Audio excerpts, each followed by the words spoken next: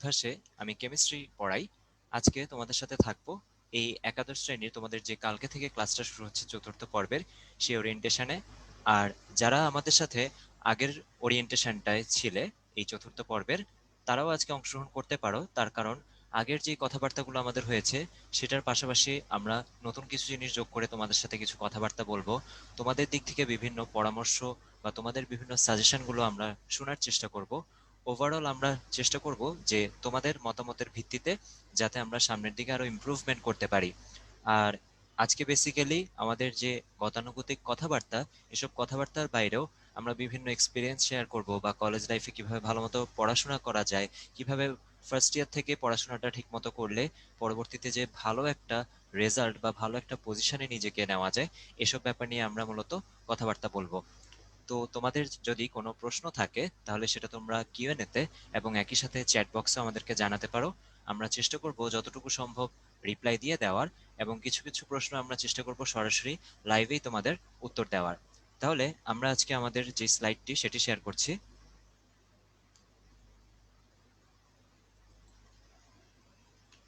হ্যাঁ, দীপ্র শুনতে পাচ্ছ? জি ভাইয়া, আসসালামু আলাইকুম ভাইয়া। ওয়ালাইকুম আসসালাম। আমি এই যে শেয়ার করে দিছি, আমরা শুরু করে দিই তাহলে। আচ্ছা ভাইয়া, জি ভাইয়া। প্রিয় শিক্ষার্থীরা, তোমাদের দীপ্র ভাইয়া তো তোমাদেরকে বললোই যে আজকে আমরা কি কি বিষয়ে আলোচনা করব। তো আমরা দুজনে নিজেদের এক্সপিরিয়েন্স শেয়ার করার পাশাপাশি আরো তোমাদের যা যা জিজ্ঞাসা কিংবা কনসার্ন সেগুলো নিয়েও আলোচনা করব। আর এর মধ্যে গত ওরিয়েন্টেশনে যারা উপস্থিত ছিলে, সো তাদের জন্য কিছু জিনিস কমন পড়ে যেতেই পারে। তো তবুও আমরা কিছু জিনিস স্লাইডে রেখেছি এই কারণে যে গতদিন হয়তো সবাই উপস্থিত ছিল না বা সবাই হয়তো সেমিনারে অংশগ্রহণ করেনি এই জন্য। তো আমরা চতুর্থ পর্বের ওরিয়েন্টেশন সেমিনারটা শুরু করে দিচ্ছি এখনই। আর আমরা তো সবসময় যেটা বলে দেই সেটা হচ্ছে যে অ্যাকচুয়ালি কোন একটা টাস্ক বা কোন একটা টার্গেট অ্যাচিভ করার জন্য কতটুকু পরিশ্রম করতে হবে বা হার্ডশিপ কতটুকু তোমাকে ফেস করতে হবে বা কিরকম অ্যাডভার্সিটি তোমাকে হচ্ছে ফেস করতে হবে, সেই জিনিসটা আসলে পথে না নামলে বোঝা যায় না। আগে পথে নামলে তখন তার প্রকৃত স্বরূপটা হচ্ছে আমরা বুঝতে পারি। তো এই যে কোনো টাস্ক বা যে কোনো টার্গেট ফুলফিল করার জন্য যে ডিটারমিনেশনটা দরকার, যে স্ট্রেংথ অফ ক্যারেক্টারটা দরকার, এই জিনিসগুলোর ব্যাপারেই আমরা হচ্ছে মেইনলি আলোকপাত করব। তার কারণ পড়াশোনা করতে হবে, মনোযোগ দিয়ে পড়তে হবে, বারে বারে প্র্যাকটিস করতে হবে, এটা আমরা যেমন বলে দিই তোমরাও কিন্তু জানো। তারপরেও অনেকের বেলায় যেটা হয় যে অনেক পরিশ্রম করার পরেও তেমন একটা হয়তো আমরা ইমপ্রুভমেন্ট দেখাতে পারি না, বা অনেক পরিশ্রম করার পরেও হয়তো দেখা যায় যে খুব একটা আমরা অগ্রগতি ভিজিবল করতে পারি না বা সামনে নিয়ে আসতে পারি না। এই ব্যাপারগুলো নিয়ে কিন্তু আমরা আলোচনা করব। তোমরা যারা এই মুহূর্তে উপস্থিত আছো, চ্যাট বক্সে আমাকে একটু অনেস্টলি বলো, এরকম কখনো হয়েছে কিনা যে ঘন্টা দুয়েক পার হয়ে গেল অথচ বই সামনে নিয়ে আমি বসে আছি কিন্তু বইয়ের একটা পাতা উল্টানো হয় নাই, ওই এক দুইটা লাইনেই হচ্ছে আমি বারে বারে ঘুরপাক খাচ্ছি। সো এক লাইন শুরু থেকে শেষ পর্যন্ত পড়লাম, আবার ওই লাইনটাই আবার এসে পড়ি, ওই লাইনটাই আবার এসে পড়ি, ঘন্টা দুয়েক পার হয়ে গেল বাট কিচ্ছু আগাচ্ছে না। সো এরকম কখনো হয়েছে কিনা? ডেফিনেটলি। সো অনেকেরই হয়েছে। অনেকে আবার বলেছে যে না ভাই আমার সাথে এরকম হয় নাই, অনেকে বলেছে যে একবার দুবার হয়েছে। সো এই সিচুয়েশনটা যারা ফেস করেছো তারা জানো যে অনেক সময় অনেক লম্বা সময় ধরে টেবিলে বসে থাকলেও বা ইফোর্ট দেওয়ার চেষ্টা করলেও শেষ পর্যন্ত হচ্ছে এরকম একটা হয় না। যেমন ফিফা বলেছে যে গতকাল রাত্রেই এমন হয়েছে তোমার সাথে। সো এই ব্যাপারগুলোকে কিভাবে ট্যাকেল করতে হয়, এই ব্যাপারগুলোকে কিভাবে হ্যান্ডেল করতে হয়, যেমন যদি একবার এক কথায় বলে দেই, এরকম হলে সাথে সাথে টেবিল ছেড়ে উঠে যেতে হয়। এরকম হলে তুমি সাথে সাথে টেবিল ছেড়ে উঠে যাবে, উঠে গিয়ে একটু পানি টানি খেয়ে আসবে, ঘুরে টুরে আসবে, একটু দম টম নিয়ে আসবে, তারপরে আবার পড়তে বসবে, কিংবা অন্য কিছু মাঝখানে করে নিবে, মনটাকে হচ্ছে অন্যদিকে ডাইভার্ট করে নিবে এরকম। তো যাই হোক, আমরা যথাসময়ে এই জিনিসগুলো নিয়ে তো আলোচনা করবই। তবে তোমাদের কাছ থেকে আমরা চট করে খুব কুইক কিছু রেসপন্স নিয়ে নিতে চাচ্ছি। এই জিনিসগুলো যত তাড়াতাড়ি তোমরা রেসপন্স দিয়ে দিবে আমরা তত তাড়াতাড়ি এই স্লাইড গুলো পার হয়ে যাব। এগুলোতে তোমরা আগেও অংশ নিয়েছো, তবু যারা যারা উপস্থিত ছিলেন না তাদের কথা বিবেচনায় রেখে আমরা হচ্ছে এই স্লাইড গুলো আবার দিচ্ছি তোমাদের। তো তোমরা দ্রুত এটার রেসপন্স দিয়ে দিলে আমরা পরের স্লাইডে চলে যাব। আচ্ছা, এখন বর্তমানে যে প্রশ্নটা ডিসপ্লে করা হচ্ছে যে উদ্ভাস উন্মেষের আগে কোনো পর্বে তোমরা অংশ নিয়েছো কিনা, একাদশ শ্রেণীর অনলাইন কোনো পর্বে তোমরা অংশ নিয়েছো কিনা এটা। আচ্ছা, তো আমি দেখতে পাচ্ছি যেহেতু চতুর্থ পর্বের, তার মানে হচ্ছে এই পর্যন্ত যারা এসছো তারা তো নিশ্চয়ই আগের কোনো না কোনো একটা পর্বে অংশগ্রহণ করেছো, কেউ কেউ হয়তো সবগুলো পর্বেই অংশগ্রহণ করেছো। তো আমি ধরে নিচ্ছি বেশিরভাগই তোমরা অংশগ্রহণ করেছো এবং মোর দেন 50% এর মধ্যে আমরা 94% যেহেতু দেখতে পাচ্ছি, সো এটা আমরা ধরে নিতেই পারি। তো আমি এর পরেরটায় চলে যাচ্ছি। যারা অংশগ্রহণ করেছো, তার মানে মোটামুটি তোমাদের সবাই, তাদের কাছে ওভারঅল সার্ভিস কেমন লেগেছে? এই পলটা নেওয়ার একটা সিগনিফিকেন্স আছে। একটা তো হচ্ছে আলহামদুলিল্লাহ যেটা যে তোমরা সবাই বলছো যে ভালো লেগেছে, কিংবা কেউ বলছো খুবই ভালো লেগেছে, বা মোটামুটি ভালোর পর্যায়েও কেউ আছে। আর একেবারেই যাদের পছন্দ হয়নি বা খুব একটা ভালো লাগেনি যারা বলছো, তাদের কথাকেও আমরা অবশ্যই গুরুত্ব দেব। তোমরা যারা বলছো যে ইমপ্রুভমেন্টের সুযোগ আছে, হ্যাঁ, এটা কিন্তু যে কেউই বলতে পারো। যাদের কাছে ভালো লেগেছে তারাও ইমপ্রুভমেন্টের সুযোগ বলতে পারো, আর যাদের কাছে ভালো লাগেনি তারাও কিন্তু ইমপ্রুভমেন্টের স্কোপ বলতে পারো। সাজেশন কিংবা পরামর্শ এই কথাটা লিখে কিউএনএ কিংবা চ্যাট বক্সে তুমি তোমার সাজেশনটা লিখতে পারো। গত পর্বে যারা সাজেশন দিয়েছিলে সেগুলো কিন্তু আমরা পরে আলাদা করে আলোচনা করেছি, এবং তার মধ্যে থেকে কিন্তু বেশ কিছু চমৎকার আইডিয়াও উঠে এসেছে যে এর পরবর্তীতে আমরা কি করতে পারি যাতে তোমাদের জন্য বাসায় বসে এই সার্ভিসটাকে আরো ইফেক্টিভ করা যায়।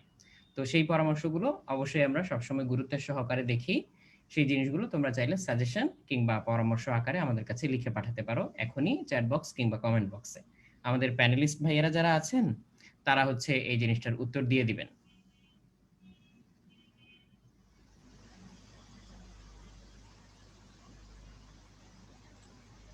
আমি পরের পলটা এর মধ্যে লঞ্চ করে দিচ্ছি, তোমরা এটার উত্তরটা দিয়ে ফেলো এই ফাঁকে, তারপর আমি আবার ব্যাক করছি।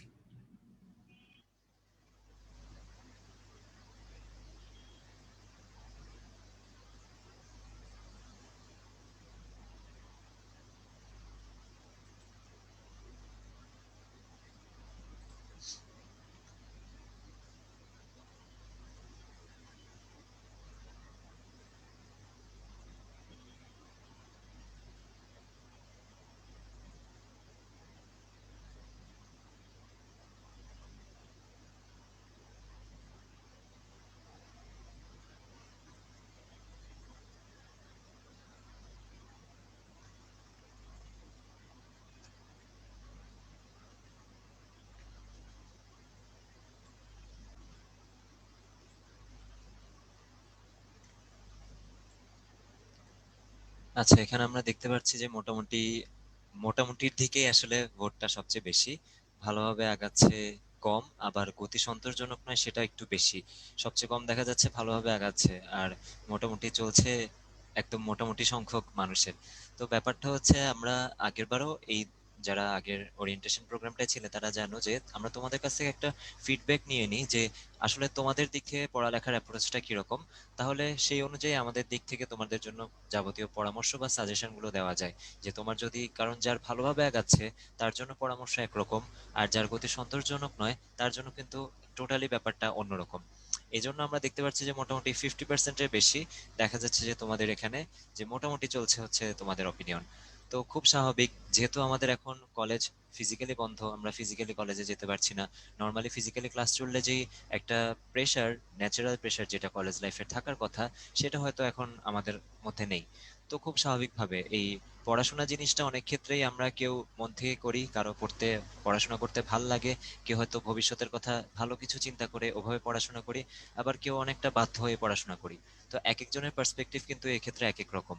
কিন্তু আলটিমেটলি যখন ওই প্রেশারটা থাকে না কলেজ বন্ধ থাকার কারণে, তখন দেখা যায় যে আমাদের নিজেদের দিক থেকে কোনো একটা কাজ করা, সেটা পড়াশোনা না, কোনো কিছু একটা, যে কোনো কাজই যদি সামনে একটা ডেডলাইন থাকে, আমি যদি জানি যে আমার 1 সপ্তাহ পর পরীক্ষা, তাহলে আমি ওই 7 দিন যেভাবে পড়বো, নর্মালি বাকি 7 দিন কিন্তু কখনোই সেভাবে পড়বো না।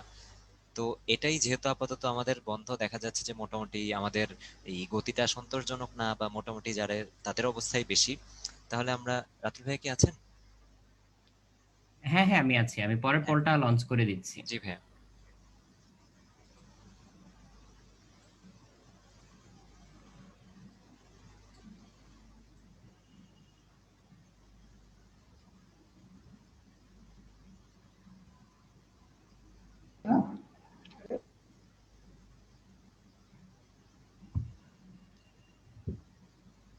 আচ্ছা, আমি একটু একটা প্রাসঙ্গিক প্রশ্নের উত্তর দিয়ে দিই। কেউ একজন বলেছো যে ওমর ফারুক ভাইয়া, আগে এমসিকিউর অপশনে ক্লিক করলে রিমুভ করা যেত কিন্তু এখন যায় না। এটা একটু ভাইয়া যদি তুমি একটু ঠান্ডা মাথায় প্র্যাকটিক্যাল সিচুয়েশনটা চিন্তা করো। আমরা প্র্যাকটিক্যালি কি করি, ওএমআর যে আমাদের উত্তরপত্রটা সেটা আমাদের ফিল আপ করতে হয়, মানে বল পয়েন্ট পেন দিয়ে আমাদের সেটা ভরাট করতে হয়। তাহলে এবার একটু চিন্তা করো তো, আমরা যদি সেটা একবার ভরাট করে ফেলি, তখন কি সেটা রিমুভ করার বা ইরেজ করার কোনো সুযোগ থাকে? সেক্ষেত্রে কিন্তু সেটা থাকে না। তো এই কারণেই তোমাকে যাতে এই প্র্যাকটিক্যাল পরিস্থিতিটার সাথে ইউজ টু করানো যায়, এজন্যই কিন্তু এই যে ফিচারটার কথা বললে এটা এখানে নেই।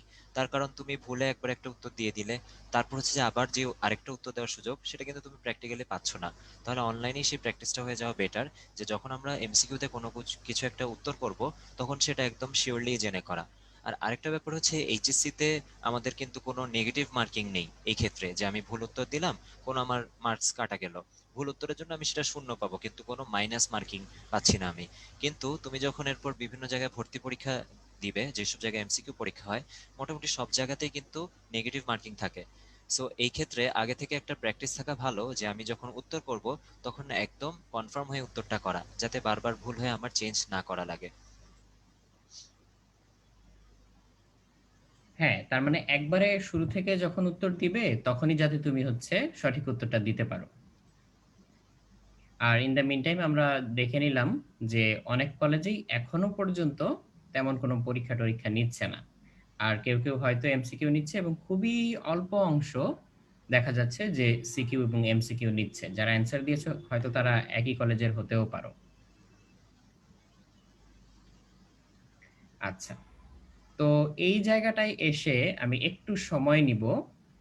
সেটা হচ্ছে যে এই কথাগুলো তোমরাও জানো, তোমরাও বলতে পারো। স্টিল একটু মনে করিয়ে দেওয়া। যে ইন্টারনেট ডিভাইস কিংবা সোশ্যাল মিডিয়ার যে সদ্ব্যবহার এটা। তো সত্যি কথা বলতে তোমরা অনেক বেশি দিন ধরে হচ্ছে পড়াশোনা থেকে বিচ্ছিন্ন কিংবা অনেক বেশি দিন ধরে হচ্ছে পড়াশোনার ব্যাপারটা নিয়মিত প্রক্রিয়ায় ঘটছে না। সো যার কারণে অনেকেই পড়াশোনা থেকে বেশ অনেকটা বিচ্যুত হয়ে গেছো। কিংবা হয়তো সেইভাবে আগের মতো করে মনোসংযোগ দিতে কষ্ট হচ্ছে বা সমস্যা হচ্ছে। তো আ আমাকে এই ফাঁকে তোমরা একটু চ্যাট বক্সে একটা অনেস্ট অ্যান্সার দিয়ে নাও। যখন একেবারে শুরুতে লকডাউনের সময় ঘোষণা পেয়েছিলে যে কলেজ বন্ধ হয়ে যাচ্ছে, পড়াশোনা হবে না বা হচ্ছে অনেকদিন বন্ধ থাকবে, তখন কি আসলে কি মনে, মনে খুশি হয়েছিলে? নাকি তখন আসলে তেমন একটা খুশি হওনি? একদম সত্যি কথাটা যদি বলো, যে একদম অনেস্ট অ্যান্সারটা। আমি দেখতে পাচ্ছি যে অনেকে বলেছে যে অনেক খুশি হয়েছিলাম, অনেকে বলেছে যে খালি খুশি হয়েছিলাম।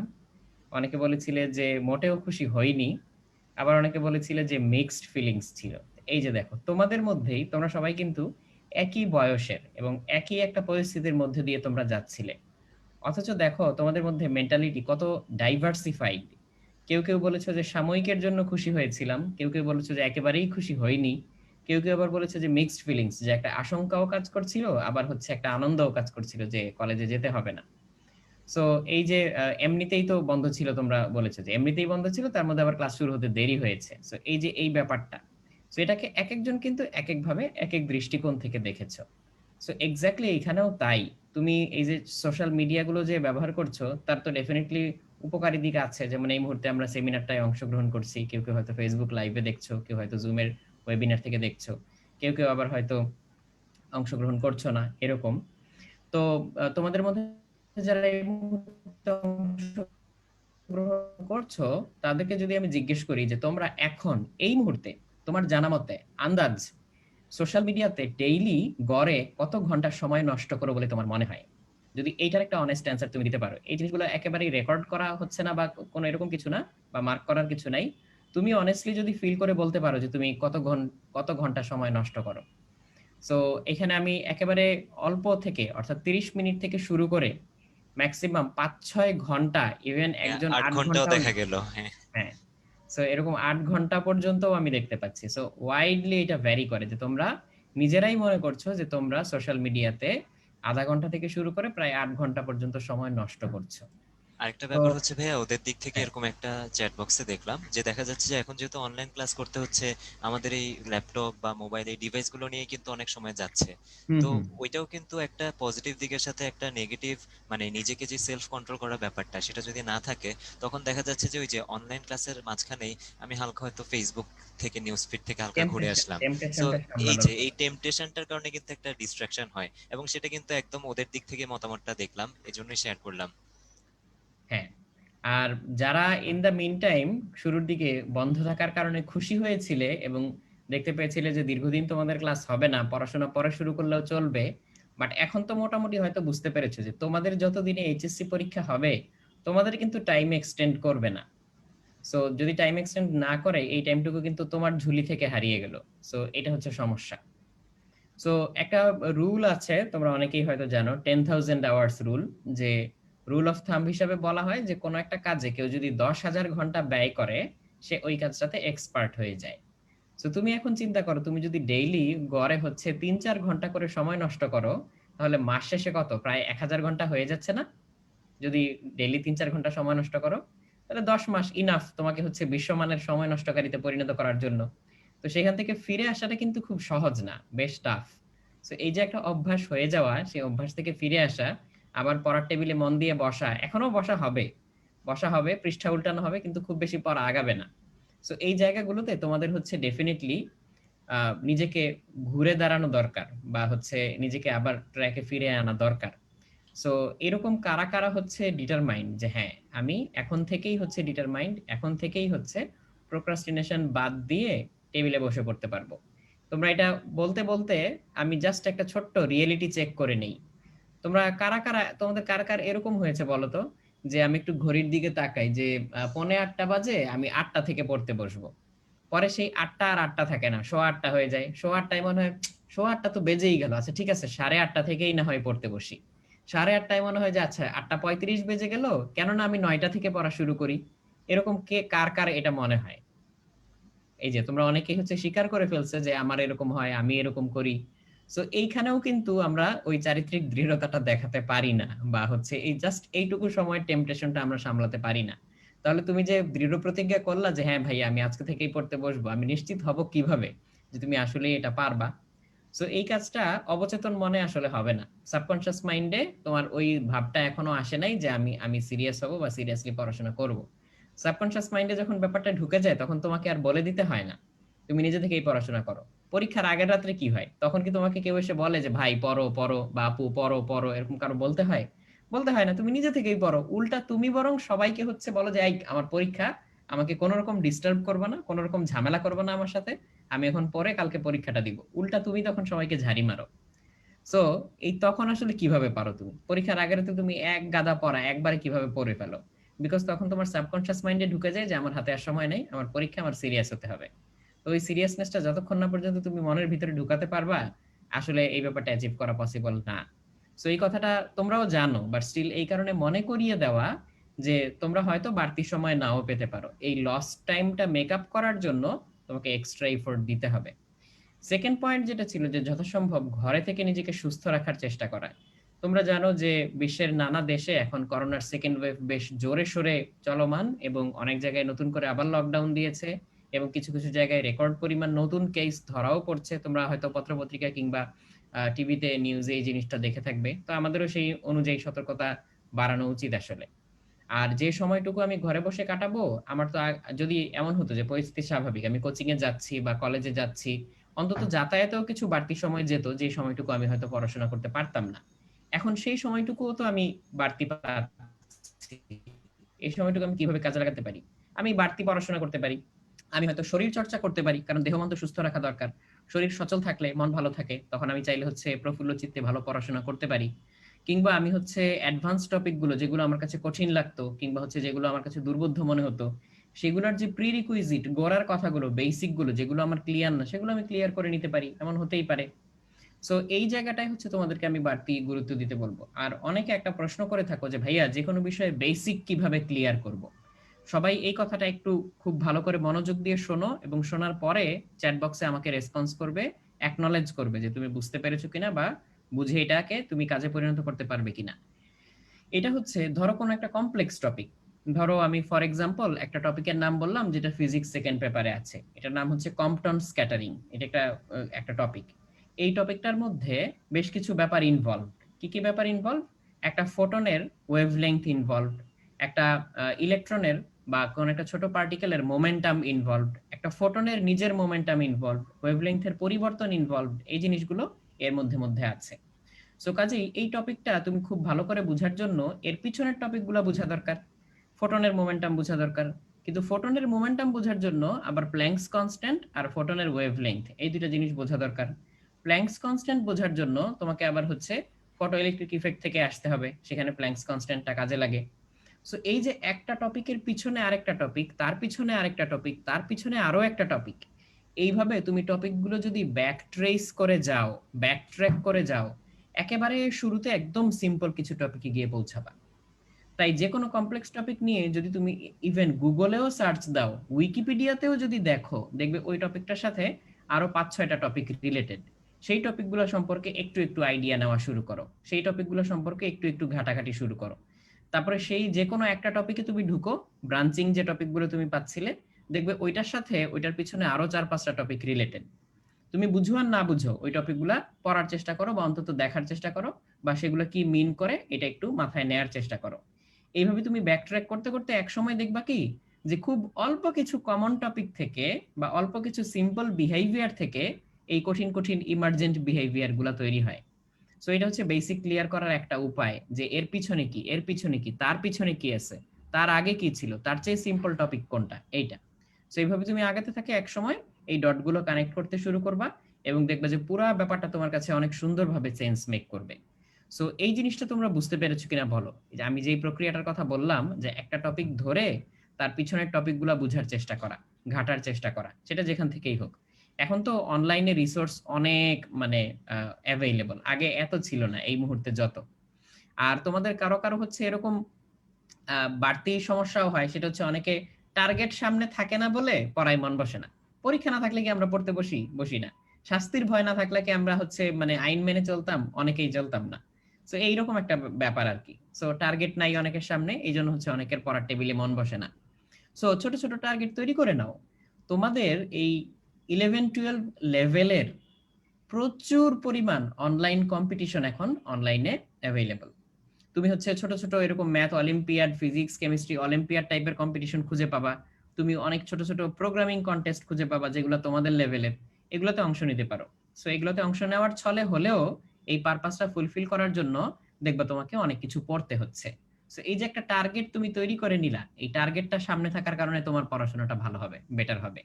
সো এই যে আর ভাইয়া, এইরকম করে টার্গেট আরেকটা ব্যাপার ক্রিয়েট যেটা করো। হচ্ছে যে ওদের ওই বেসিক রিলেটেড যে সমস্যাটা, আমার যেহেতু ওদের সাথে বেশ কয়েকটা ক্লাস নেওয়া হয়েছে হুম কেমিস্ট্রি, খেয়াল করলাম যে ওরা যেহেতু একদম স্কুল থেকে ফার্স্ট ইয়ারে উঠলো, অনেক ক্ষেত্রে কিন্তু ভাই আমাদের এই যে ক্লাস 11-12 এর যে টপিকটা, মানে কলেজে যে টপিকটা, সেটার কিন্তু 9-10 এর টপিকের সাথে খুব ভালো একটা রিলেভেন্স থাকে। আমরা হ্যাঁ 9-10 এ যে টপিকগুলো একটু ধারণা পেয়ে এসেছি, মানে মোটামুটি লেভেল পর্যন্ত আইডিয়া ছিল, সেগুলোরই কিন্তু ডিটেলস আমরা দেখতে পারি হচ্ছে কলেজে ওঠার পর। তো এই ক্ষেত্রে দেখা গেল যে ক্লাস নেওয়ার সময় অবজার্ভ করলাম যে ওই যে বেসিকের যেই ছোটখাটো দুর্বলতাটা, সেটার অনেক কিছুই কিন্তু এই যে ভাইয়া যেটা বলেন ব্যাক ট্রেস করা ব্যাপারটা, অনেক কিছু ট্রেস করতে করতে যে দেখা যাবে যে ওই পার্টিকুলার টপিকটা হয়তো তোমার 9-10 এর বইতেই কোনো একটা হিন্ট দেওয়া ছিল, যেটা তুমি হয়তো জাস্ট দেখলে, এরপর ডিটেলস আলোচনা তোমার ইন্টারে বইতে আছে। যেমন আমি যদি একটা ছোট্ট উদাহরণ দেই, আমাদের 9-10-এ জৈব যৌগ কেমিস্ট্রি অনেক মানে ছোটখাটো আলোচনা ছিল, সেটা ইন্টারের তুলনায় আসলে কিছুই না। এবং সেখানে হয়তো আমাদের একদম প্রথমবারের মতো অ্যারোমেটিক যৌগ কি সে ব্যাপারে জাস্ট নামটা ছিল বা সংজ্ঞাটা ছিল, আর দুই একটা উদাহরণ।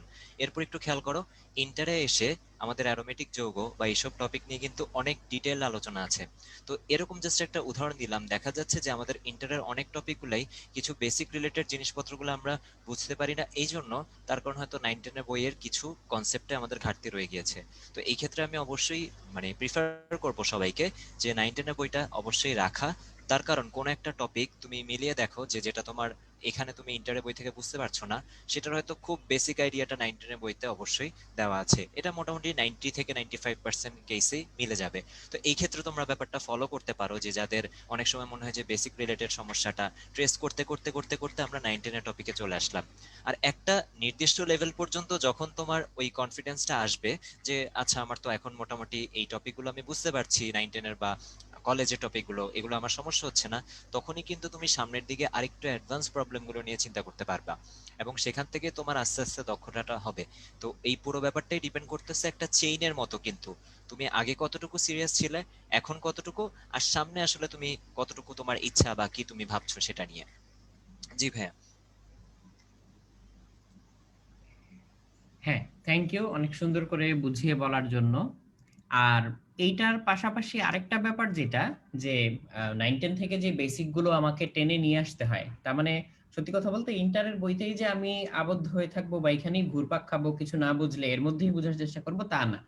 আমার যদি এর প্রি রিকুইজিট কোনো কিছু অর্থাৎ 9-10 এর কোনো কিছু বোঝা বাকি থাকে সেখানেও কিন্তু আমাকে যেতে হতে পারে, এবং সেটা কিন্তু খারাপ জিনিস না, সেটা আরো বরং ভালো জিনিস যে আমি পিছন থেকে গিয়ে আরো পুরো জিনিসটা বুঝে আসলাম। তো এই প্র্যাকটিসটা হচ্ছে তোমরা করতে পারো বা এই জিনিসটা হচ্ছে মাথায় আনতে পারো, তাতে সব সব দিক থেকে মিলিয়ে কিন্তু ভালোই হবে এইটা।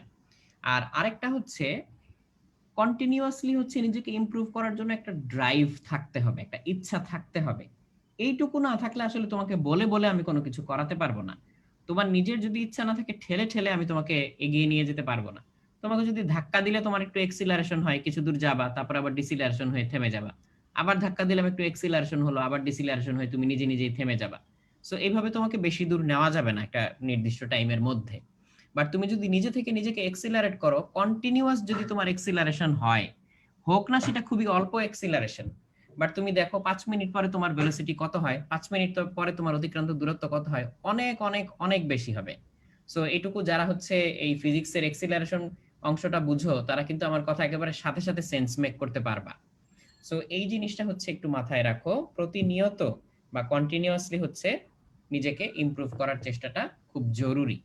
তো এই অংশটা আমরা একটু আলাদা করে দুইজনেই একটু সময় নিয়ে আলোচনা করলাম এই জন্য, কারণ এই বিষয়গুলো নিয়ে আমরা প্রতিদিনই প্রায় প্রচুর ফোন কল পাই। যেমন হচ্ছে অনেকে জিজ্ঞেস করে যে ভাইয়া এখন কি ঢাকায় এসে পড়াশোনা করব বা গ্রাম থেকে শহরে চলে আসব নাকি কি করব, এরকম অনেকে হচ্ছে জিজ্ঞেস করো যারা হচ্ছে ঢাকার বাইরে আছো।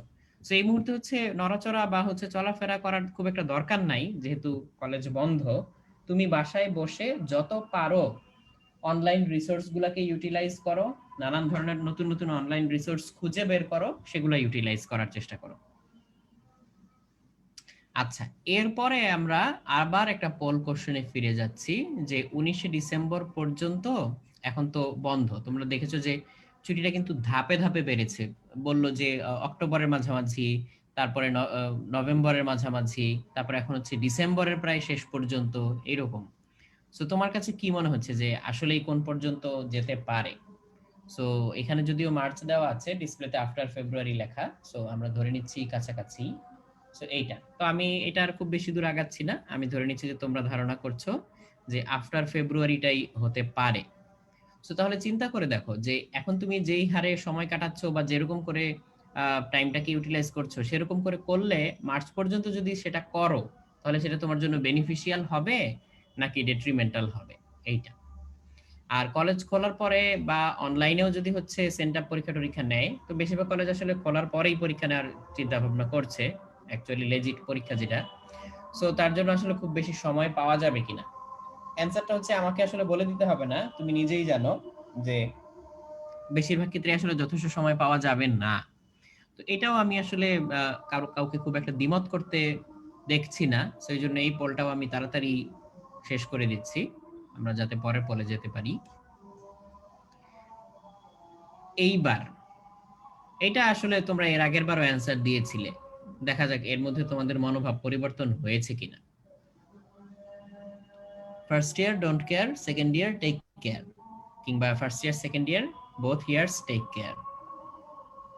সো কোনটা আসলে উচিত? ডেফিনেটলি দুইটাই উচিত, কারণ যে সময়টা চলে যায় লস টাইম যেটা, সেটা আসলে কোনোভাবেই হচ্ছে আমরা ফেরত পেতে পারি না, তাই না? সময় যেটা একবার চলে যায় সেটা আর কখনোই ফেরত পেতে পারি না।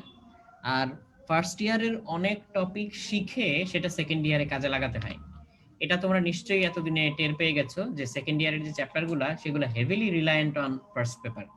সো এই জন্য অবশ্যই তোমাকে ফার্স্ট পেপার এবং সেকেন্ড পেপার দুইটাতেই সমান গুরুত্ব দিতে হবে। আমি তো আরো বলবো ফার্স্ট পেপারটাতে বেশি গুরুত্ব দিতে, তার কারণ হচ্ছে এইগুলোর বেসিক গুলোই তুমি পরবর্তীতে গিয়ে ব্যবহার করবে, সো এই জন্য এটা আরো বেশি গুরুত্বপূর্ণ অন্য যে কোনো কিছুর চেয়ে।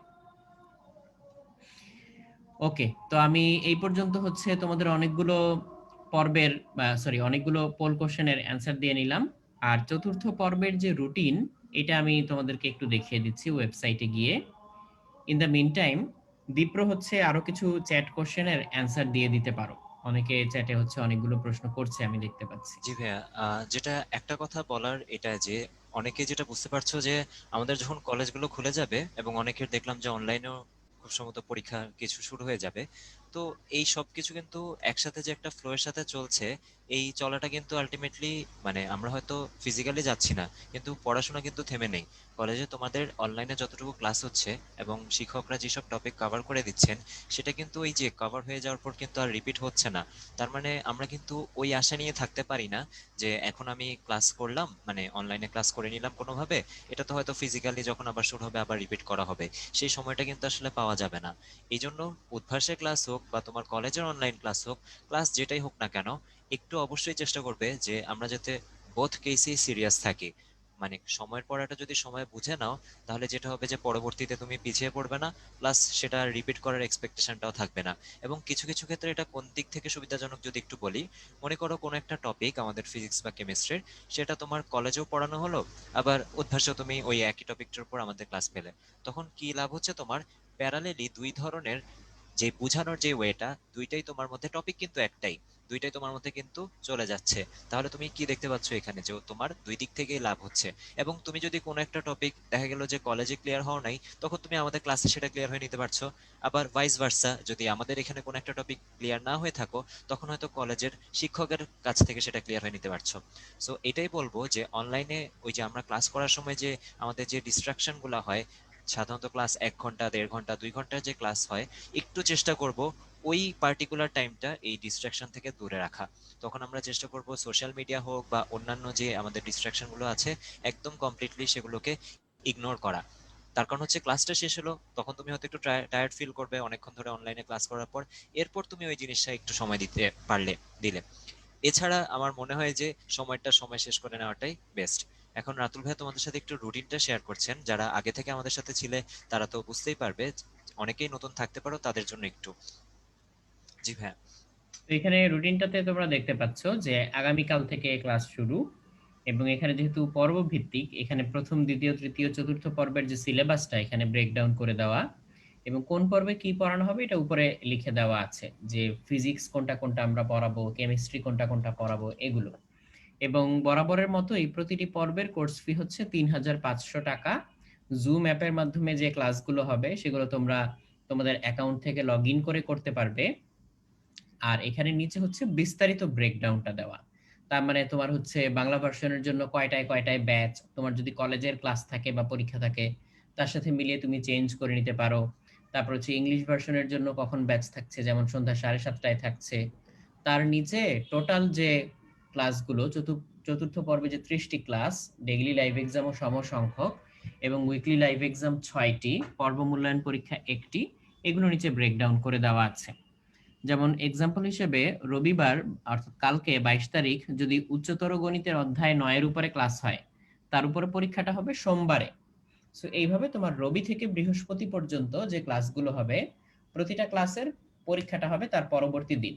সো এই এক্সামগুলো হচ্ছে লাইভ এক্সাম, এটা হচ্ছে সকাল 9টা থেকে রাত 9টা পর্যন্ত। রাত 9টা বলতে রাত 9টা হচ্ছে ক্লোজিং টাইম, তোমাকে তার আগে পরীক্ষাটা দিয়ে শেষ করতে হবে। আর উইকলি যেগুলো তুমি দিচ্ছ সেটা কিন্তু সকাল 11টা থেকে রাত 9টা পর্যন্ত। তবে উইকলিতে তোমাকে সিকিউ যে পার্টটুকু অর্থাৎ রিটেন যে পার্টটুকু, এটা কিন্তু 2.5 ঘন্টা ধরে দিতে হচ্ছে। আর এমসিকিউটা হচ্ছে 20 মিনিট ধরে দিতে হচ্ছে। সো এই টোটাল প্রায় 3 ঘন্টার কিন্তু একটা পরীক্ষা, দুই পার্ট মিলে। তো তুমি যদি রাত 9টায় ক্লোজিং টাইম, তুমি যদি রাত 8টায় পরীক্ষা দিতে বসো, তুমি কিন্তু 1 ঘন্টা টাইম পাচ্ছ। তো তোমাকে আসলে বসতে হবে 6টার দিকে যদি তুমি রাত 9টার মধ্যে শেষ করতে চাও। মাঝখানে একটা ছোট্ট ব্রেক নিয়ে, 10 মিনিটের একটা ব্রেক নিয়ে তুমি চাইলে রাত 9টায় শেষ করতে পারবে। তো এটা একটু সতর্ক থেকো। সো এটা একটু মনে করিয়ে দেওয়া। আর এখানে পুরো ব্রেকডাউনটা দেওয়ার পরে নিচে আবার প্রত্যেকটা ক্লাসের যে সিলেবাস, সেই সিলেবাসটা টপিক ওয়াইজ ব্রেকডাউন করে দেওয়া। উপরে তো চ্যাপ্টার ওয়াইজ ব্রেকডাউন করে দেওয়া, নিচে আবার ওই প্রত্যেকটা ক্লাসের টপিক ওয়াইজ ব্রেকডাউনটা করে দেওয়া। আর এখানে হচ্ছে যে বইগুলোকে আমরা রেফারেন্স হিসাবে ধরেছি সেই বইগুলোর হচ্ছে নামগুলো লেখা। তোমাদের কাছে অন্য বইগুলো থাকলেও কোনো সমস্যা নেই, টপিক সেম, আমরা একইভাবে পড়াবো। আর তারও নিচে হচ্ছে যে নাম্বারগুলো দেওয়া, এটা উদ্ভাসের বিভিন্ন ব্রাঞ্চের ফোন নাম্বার। তোমার নিয়ারেস্ট যে ব্রাঞ্চ সেখানে ফোন দিয়ে তুমি তোমার যে কোনো প্রবলেম যেগুলো সেগুলো সলভ করে নিতে পারো। তো এই রুটিনটা অ্যাকচুয়ালি সেলফ এক্সপ্লেনেটরি। তুমি রুটিনটা ডাউনলোড করে এখান থেকে হচ্ছে যা যা তোমার জানা দরকার সেটা এখান থেকে এমনিতেই জেনে যেতে পারবে। আর এই রুটিনটা কোথায় পাওয়া যায় সবাই নিশ্চয়ই খেয়াল করেছো, আমি রুটিনে ঢোকার সময় তোমরা খেয়াল করেছো যে উদ্ভাসের যে হোম পেজ থেকে প্রোগ্রাম সমূহ ও রুটিন, তারপর আমি নিচে নামলে আমার একাডেমিক প্রোগ্রামটাতে ঢুকতে পারবো, ঢুকে চতুর্থ পর্বের রুটিন এখানে ক্লিক করলে রুটিনটা চলে আসবে। তো এটা হচ্ছে আমাদের একেবারে বিস্তারিত রুটিন, এটার ব্রেকডাউনটা এখানে আমি দিয়ে দিলাম। আর ভাইয়া আমার আরেকটা সাজেশন থাকবে ওদের জন্য, যেহেতু ওদের ক্লাস শুরু হয়ে যাবে, এখানে যেহেতু আমাদের আগে থেকেই সিলেবাসের বিস্তারিত বিবরণ দেওয়া আছে, ব্রেকডাউনটা করা আছে, তো এই ক্ষেত্রে তুমি যেহেতু জানো যে পরের দিনের ধরো কালকে যেই ক্লাসটা, যেই সাবজেক্টের ক্লাস কোন টপিক পড়ানো হবে সেটা কিন্তু লেখা আছে। তো তখন যদি তুমি একবার নিজের বই থেকে টপিকটা একবার দেখে নাও, জাস্ট আমি একদম পড়ে আসতে বলছি না, একটু চোখ বুলিয়ে নিলে যে এই টপিকগুলো কি কি আছে, তখন কি হবে, যখন ক্লাসটা হবে তুমি অনেক কিছু আসলে রিলেট করতে পারবে। এটা একটা সুবিধা হবে, তার কারণ অনেক সময় দেখা যায় যে কিছু টপিক আমরা পড়াচ্ছি, আমরা দেখি যে কিউএনএ বক্সে বা চ্যাট বক্সে তোমরা লিখছো যে এটা হয়তো বইতে নেই বা কখনো তুমি দেখো নাই, সেটা হতেই পারে। কিন্তু তুমি যদি আগে থেকে একবার দেখে নাও, সেই ক্ষেত্রে সমস্যাটা হবে না। আর আরেকটা যেটা আমি চ্যাট বক্সে দেখতে পাচ্ছি, বই সংক্রান্ত কথাবার্তা। আমাদের এখানে ভাইয়া যেটা বললেন, রেফারেন্স বই হিসেবে নাম দেওয়া আছে। ধরো কেমিস্ট্রির কথা যদি বলি, আমাদের হাজারি স্যারের যে বইটা, সেটা রিকমেন্ড করা আছে যে আমাদের সিলেবাসটা ভাবে ভাগ করা। কিন্তু তার মানে যে এই না তুমি এই বইটাই তোমার এখন পড়তে হবে একদম আমরা যেটা বললাম সেটা অনুযায়ী। তোমার কাছে যেই রাইটারের বইটা আছে সেটাই তুমি পড়তে পারো। এটা হচ্ছে এক নাম্বার কথা। আর দুই নাম্বার কথা হচ্ছে যে অনেকের কাছে দেখা যাচ্ছে যে সেম সাবজেক্টের মাল্টিপল রাইটারের বই। দেখা যাচ্ছে যে আমার কাছে কেমিস্ট্রি হয়তো ঘোষ স্যারের বই বা কবির স্যারের বই বা হাজারি স্যারের বই, এরকম একাধিক বই আছে।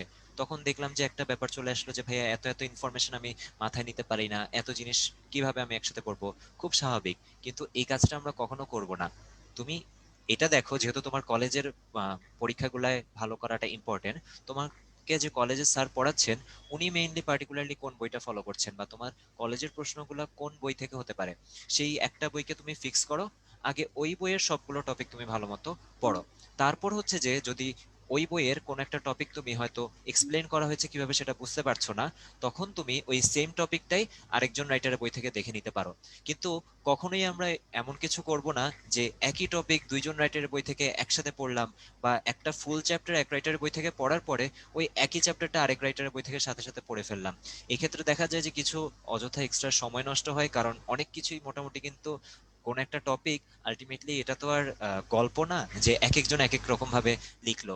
আলটিমেটলি কিন্তু সব হচ্ছে আমাদের লজিক্যাল জিনিসপত্র, যেহেতু আমরা সায়েন্সের ফিজিক্স কেমিস্ট্রি ম্যাথ এইসব টপিক নিয়ে কথা বলছি। এক একজনের এক্সপ্লেন করার ওয়ে আলাদা, বা এক একজনের হয়তো যে ম্যাথমেটিক্যাল এক্সাম্পল গুলা সেটা আলাদা।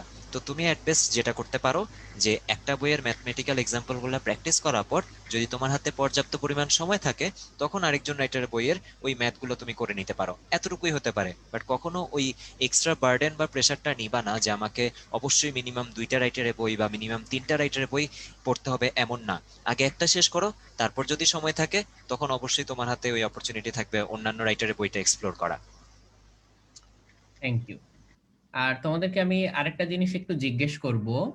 তোমাদেরকে আমি বিভিন্ন সময়ে সময় সময়ে ক্লাসে হোক কিংবা ওরিয়েন্টেশন সেমিনারে হোক, আমি কিন্তু তোমাদেরকে অনেকগুলো সিমুলেশন দেখিয়েছি যেগুলো পুরোপুরি তোমাদের একেবারে কারিকুলামের মধ্যে, তোমাদের পড়াশোনার মধ্যে। যেমন এখানে গ্র্যাভিটির উপর একটা সিমুলেশন আছে, যে যদি এই নীল রঙের বস্তুটা 3 বিলিয়ন কেজি হয় আর লাল রঙের বস্তুটা 2 বিলিয়ন কেজি হয়, তাদের মাঝখানে যদি 4 কিলোমিটার ডিস্টেন্স থাকে, তাহলে এই যে 25 নিউটন ফোর্স তাদের মধ্যে কাজ করে। আমি যদি দুইটার ভরই ডাবল করে দেই, এই যে এটার ভর ডাবল করে দিলাম, এটার ভর ডাবল করে দিলাম, এটা তো কত 2 বিলিয়ন কেজি ছিল তাই না, সো 4 করে দিলাম এরকম। সো এখন দুইটারই ভর কত গুণ হয়ে যাচ্ছে, ডাবল ডাবল হয়ে যাচ্ছে। তো ভরের গুণ ফলের যদি সমানুপাতিক হয়, তাহলে টোটাল 4 গুণ ফোর্স হওয়ার কথা, এই যে দেখো উপরে 100 নিউটন হয়ে যাচ্ছে। আবার আমি যদি আগের মতো নিয়ে আসি, একটা 3 বিলিয়ন একটা 2 বিলিয়ন, তাহলে হচ্ছে এই যে আবার আগের মতো হচ্ছে একটা ফোর্স আমরা দেখতে পাচ্ছি 3 আর 2 বিলিয়নের জন্য 25 নিউটন।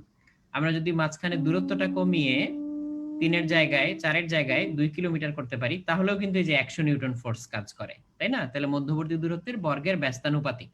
সো তোমাকে কিন্তু হিসাব নিকাশ করতে হচ্ছে না, তুমি এখানে দেখে দেখে ইনটুইটিভলি জিনিসগুলো বুঝে যাচ্ছ। সো আমার প্রশ্ন হচ্ছে যে এই টুলগুলো তোমরা ব্যবহার করো কিনা, এই যে বিভিন্ন সময় আমরা তোমাদের যে টুলগুলো দেখাই, এই টুলগুলো তোমরা ব্যবহার করো কিনা। কারণ এগুলো ব্যবহার করলে তোমাদের অনেক ধরনের জটিল জটিল কনসেপ্ট খুব ইজিলি কিন্তু আয়ত্ত হয়ে যাবে এইটা। সো অনেকে বলেছে যে দেখি বাট ইউজ করা হয় না, অনেকে বলেছে যে মাঝে মাঝে করি, অনেকে বলেছে যে কই পাওয়া যায় এটা এরকম। তো আমি এখন যেটা দেখাচ্ছি এর লিঙ্কটাও আমি তোমাদেরকে দিয়ে দিচ্ছি। সো এই টুলগুলো কিন্তু তোমরা ব্যবহার করবে, not only for physics, chemistry, math এগুলোর জন্য কিন্তু এরকম প্রচুর সিমুলেশন টুল পাওয়া যায়। ভাইয়া আর আমি তাহলে ওদের কেমিস্ট্রি রিলেটেড একটা একটু শেয়ার করে দেখাই, হ্যাঁ হ্যাঁ, যে ডেফিনেটলি। যেহেতু আমাদের টপিকের, আমি একটু স্ক্রিনটা শেয়ার দিচ্ছি। আমরা যদি একটু খেয়াল করি, তোমরা অনেকেই হয়তো এতদিনে আমাদের যে ফার্স্ট পেপারের যে পর্যায় সারণী চ্যাপ্টারটা, অর্থাৎ তৃতীয় অধ্যায় মৌলের পর্যাবৃত্ত ধর্ম, এটা কিন্তু পড়ে ফেলেছো মোটামুটি। এবং আমরা কিন্তু জানি যে একটা খুবই ইন্টারেস্টিং টপিক এবং পরীক্ষায় আসার মতো টপিক হচ্ছে হাইব্রিডাইজেশন। সো এই ক্ষেত্রে যদি তোমাদের সাথে একটু শেয়ার করি, যে দেখো ভাইয়া যেটা বললেন যে একটু যদি আমরা এক্সপ্লোর করি, আমরা আমাদের দিক থেকে তো আমরা তোমাদের সাথে এরকম লিঙ্ক দিয়ে দিয়ে শেয়ার করবোই, প্লাস নিজেরাও যদি এক্সপ্লোর করো, এরকম অনেক কিছু কিন্তু এই যে হাইব্রিডাইজেশনের মতো টপিক, এগুলো কিন্তু আমরা একদম দেখো 3D মডেল একদম পুরোটাই আমরা নিজেরা এক্সপ্লোর করে করে কিন্তু এভাবে পড়তে পারি, যে কোনো একটা যৌগের হাইব্রিডাইজেশন কেমন হবে সেটা হয়তো একটু খেয়াল করো, বইয়ে কিন্তু আমাদের 2D যে ডায়াগ্রামগুলো সেগুলো থাকে, কিন্তু এই ধরনের ওয়েবসাইটগুলো যদি আমরা একটু এক্সপ্লোর করি, সেই ক্ষেত্রে 3D ডায়াগ্রামগুলো দেখে নিজের রিয়েলাইজেশনটা বা পড়াশোনাটা যে একটা সায়েন্স যেহেতু পড়ছি, বুঝে পড়ার ব্যাপারটা বা একটা মজার ব্যাপার, সেটাও কিন্তু আমরা এখানে রিলেট করতেই পারি। তো ব্যাপারটা এটা এমন, প্রতিদিন পান খাওয়া দর্শকের। ব্যাপারটা এমন যে একেবারে এই মলিকুল গুলো তোমার হাতে ধরিয়ে দেওয়া হচ্ছে, যে তুমি হাতে নিয়ে ঘুরিয়ে ঘুরিয়ে দেখার মতো একটা ব্যাপার। কাজেই কেমন হাইব্রিডাইজেশন হলে একটা মলিকুলের আকৃতি কেমন হয়, এটা কিন্তু তোমাকে এখন আর মুখস্থ করতে হচ্ছে না, তুমি কিন্তু অ্যাকচুয়ালি যে সেই জিনিসটা এক্সপেরিয়েন্স করার একটা সুযোগ পাচ্ছ। তো এত ভালো ভালো টুল থাকতে কেন তুমি হচ্ছে মুখস্থ করার দ্বারস্থ হবা, বা কেন তুমি হচ্ছে এই জিনিসগুলা ঠিকমতো বুঝতে পারবা না? তাহলে দেখো এই যে এটা যেমন দেখা যাচ্ছে, এটা কেমন আকৃতি, এটা হচ্ছে একটু একটা, ওদের কাছ থেকে ভাইয়া রেসপন্স নিয়ে নিই, দেখা যাক ওকে যে বলো এটা ওরা যদি বলতে পারে কেমন যে আকৃতি। এটা কি ওরা দেখেছে নাকি বা পড়েছে নাকি, বা এটা কোন যৌগ হতে পারে, একটু যদি চ্যাট বক্সে লিখে জানাও। হ্যাঁ আচ্ছা, অনেকেই লিখছে। আচ্ছা, sp3 চতুস্থলকীয় বা মিথেন। এই যে দেখলে ব্যাপারটা, আমরা কিন্তু এখানে বইয়ে যতটুকু দেখে না এটা মানে রিয়েলাইজ করতে পারছিলাম, এটা কিন্তু দেখে অনেকটাই বুঝতে পারছি এটা চতুস্থলকীয় হবে। আমি যদি এই পয়েন্টগুলোকে কানেক্ট করে দিই, তখন আমি দেখা যাবে যে চারটা তল পাবো, এবং এই চারটা তল মিলে চতুস্থলকীয় আকৃতিটা হচ্ছে। আর একটু চিন্তা করো, মাঝখানের যেই নীল রঙের বলটা দেখা যাচ্ছে, সেটা মনে করি কার্বন, আর আশেপাশের যেগুলো সেগুলো হচ্ছে আমাদের হাইড্রোজেন। সো এটা হচ্ছে আমাদের মিথেন একটা এক্সাম্পল হতে পারে, আরো এরকম অনেক এক্সাম্পলই হতে পারে, বাট যেটা বলছিলাম, দিন শেষে তুমি যদি এই টপিকগুলো একটু বুঝে পড়ো বা ইন্টারেস্ট নিয়ে পড়ো, তখন না মুখস্থ করার থেকে ভাইয়া যেটা বললেন যে মনে থাকে, অনেক ভালো। সমস্যা নেই, আমি এটার লিঙ্কও দিয়ে দিচ্ছি আমাদের চ্যাট বক্সে, তোমরা চাইলে পরবর্তীতে এক্সপ্লোর করতে পারো।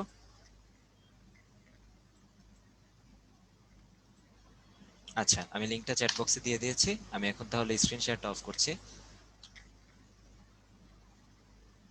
ওকে। তো আমরা যেটা আসলে এস্টাবলিশ করতে চাইলাম এতক্ষণ দুইজনে কথা বলে, সেটা হচ্ছে যে অ্যাকচুয়ালি পাওয়ারটা কিন্তু তোমার হাতে। আমরা তোমাদের জন্য অনেক রিসোর্স রেডি করে দিতে পারি, অনেক রিসোর্স উপস্থাপন করতে পারি, আমাদের মতো করে পড়াতে পারি, এফোর্ট দিতে পারি, বাট যতক্ষণ না পর্যন্ত তুমি সেটা গ্রহণ করছো, তুমি নিজে থেকে আগ্রহ করে এই জিনিসটাকে কাজে পরিণত করছো, ততক্ষণ পর্যন্ত আসলে আমরা ভালো কোনো ফলাফল অ্যাচিভ করতে পারবো না। তো এখান থেকে হচ্ছে এই জিনিসটা আমাদের বলার উদ্দেশ্য ছিল, যে এটা তুমি যদি এখান থেকে বের করতে পারো বা এই জিনিসগুলো ইউটিলাইজ করো, তাহলেই কেবলমাত্র এই উদ্দেশ্যটা সফল হবে।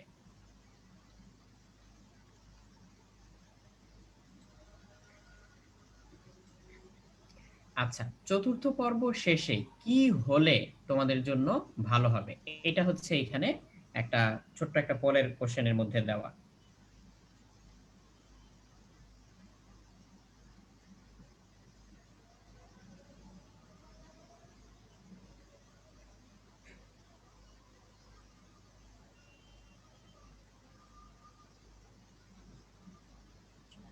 আচ্ছা, আমি ফারিহার একটা প্রশ্নের উত্তর দিতে যাচ্ছি, যে কোনো একটা পাওয়ার প্ল্যান্টের অ্যাক্সিডেন্টের কারণে হয়তো সিলেটে কারেন্ট থাকছে না। এই ক্ষেত্রে আপু আমাদের যে 7:30টার ব্যাচটা, তুমি সেটাই ভর্তি হতে পারো, তার কারণ অবশ্যই 7:30 থেকে 9:30 এরপরে কিন্তু আর কোনো ব্যাচ নেই। তো তুমি যেটা বললে যে রাতের সময় কোনো ব্যাচ হলে ভালো হয়, এটা কিন্তু আমাদের 7:30 থেকে 9:30 পর্যন্ত একটা ব্যাচ আছে। সেই ক্ষেত্রে তুমি দিনে ভর্তি না হয়ে রাতের ওই ব্যাচটায় ভর্তি, মানে সন্ধ্যার ওই ব্যাচটায় ভর্তি হতে পারো।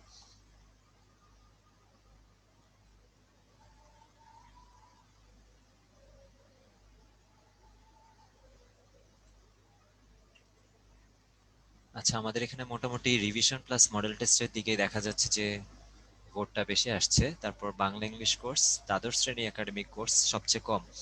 আচ্ছা, এই ক্ষেত্রে তোমাদের যেই চিন্তা ধারণাটা সেটা আমিও একমত পোষণ করব যে ম্যাক্সিমাম এখানে বলছো যে একাদশ শ্রেণীর রিভিশন প্লাস মডেল টেস্টটা এটা হলে হয়তো ভালো হয়। অলমোস্ট 53% আমরা এটা মনে করি। তো এই ক্ষেত্রে ব্যাপারটা অনেকটা এরকম যে তুমি একটা টপিক পড়ে ফেললে, হ্যাঁ, অনেকেই দেখা যাচ্ছে যে হয়তো আমাদের প্রথম পর্বটা মিস করলে, তারপর বা কেউ হয়তো দ্বিতীয় পর্বটা মিস করলে, তো সেই ক্ষেত্রে কি হবে, যদি এই চতুর্থ পর্বের পর ছোটখাটো একটা রিভিশন হয়ে যায়, মোটামুটি কমপ্লিট, আবার শুরু থেকে বেসিক থেকে না দেখানো গেল, একটা গো থ্রো করা যাবে টপিকগুলো। এবং সেই টপিকের উপরেই যদি তোমার ধরো আজকে যে টপিকটা আমরা পড়ালাম, পরের দিন যদি সেটার উপরেই মডেল টেস্ট থাকে, তাহলে তুমি এতদিন যা শিখলে তা কিন্তু প্র্যাকটিস হয়ে গেল, নিজেরও যাচাই হয়ে গেল যে আসলে আমি কতটুকু শিখলাম বা এখন আমি কতটুকু পারছি। কারণ আলটিমেটলি ক্লাস করা আর বই পড়ার বাইরে সবচেয়ে যেই জিনিসটা জরুরি, সেটা হচ্ছে এক্সাম দিয়ে নিজেকে যাচাই করা যে আমি কতটুকু আসলে জিনিসগুলো বুঝলাম। কারণ ফিজিক্স কেমিস্ট্রি ম্যাথ এই সাবজেক্টগুলোর প্যাটার্ন যদি আমি একটু খেয়াল করি, বইয়ে কোনো একটা কনসেপ্ট থাকে এবং সেই কনসেপ্টটা বুঝে হয়তো আমার পরীক্ষার সময় কোনো একটা প্রবলেম সলভ করতে হয়। তো এই প্রবলেম সলভিং ব্যাপারটা তুমি আসলে যত প্র্যাকটিস করবা সময়ের সাথে তাল মিলিয়ে, মানে একটা সময় ধরে, ততই কিন্তু তোমার এফিসিয়েন্সিটা বাড়বে। তো এই ক্ষেত্রে আমরা অবশ্যই তোমাদের কথা বিবেচনা করে পরবর্তীতে revision plus model test programme চালু করতে পারি। আবার অনেকের যদি বাংলা ইংলিশ দুর্বলতা থাকে, সেটাও হয়তো প্যারালেলি চালু করা যেতে পারে।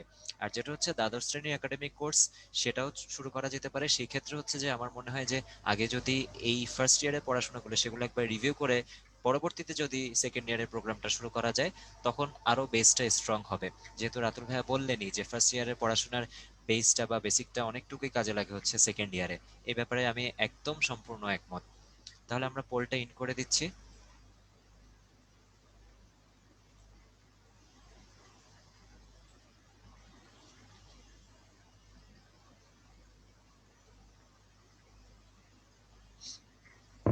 আচ্ছা, তোমরা যেহেতু অলরেডি চতুর্থ পর্ব শুরু করতে যাচ্ছ, তো আমার মনে হয় না তোমাদেরকে আর নতুন করে বলে দিতে হবে যে জুমের মাধ্যমে কিভাবে লাইভ ক্লাস দেখা কিংবা হচ্ছে রিপ্লে দেখা যায় বা পিডিএফ নোট ডাউনলোড করা যায়। এটা তোমরা সবাই জানো।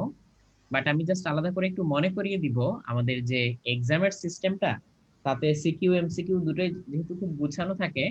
এই পরীক্ষাগুলো তোমরা বেশি বেশি করে দিও, লাইভ এক্সাম তো বটেই, প্র্যাকটিস এক্সাম গুলো তোমরা যতবার পারো বেশি বেশি করে দিও।